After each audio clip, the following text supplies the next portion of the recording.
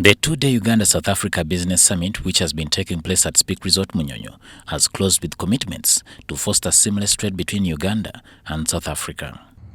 3. Export of roasted coffee from Uganda to South Africa, which will more than double our current exports of $1.2 million. Number 4. MTN partnership with an assembling plant for cell phones in Uganda.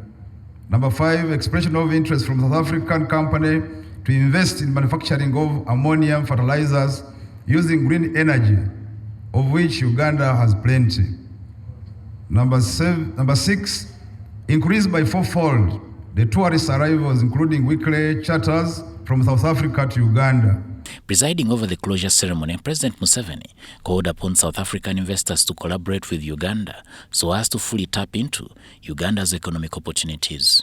The potential is very big. Countries like this one here have got everything. There's nothing that we don't have here in Uganda. Agriculture, minerals, forests, everything is here. And I think we are beginning to work on it, because these economies here, like especially this one here, has got a lot of hydro capacity. You have heard that until recently, 68% of the people were outside the money economy. We are to bring in the army to distribute coffee seedlings for these people, villagers, to join the money economy by growing coffee. He highlighted the summit's significance in bridging Uganda's business potential with South Africa and encouraged companies like MTN and Stanbic already operating in Uganda to support the government's efforts in promoting economic inclusion. And we want everybody to join the money economy.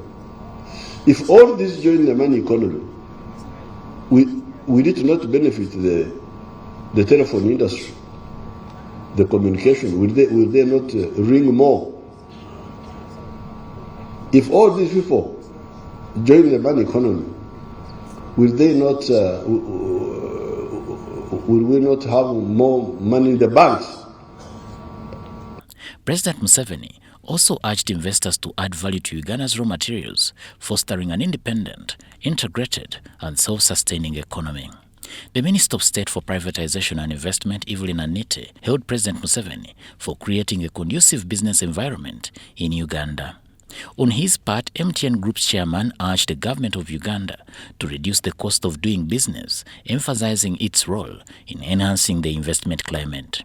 We must also strive to reduce the cost of doing business in the continent, and in particular in Uganda.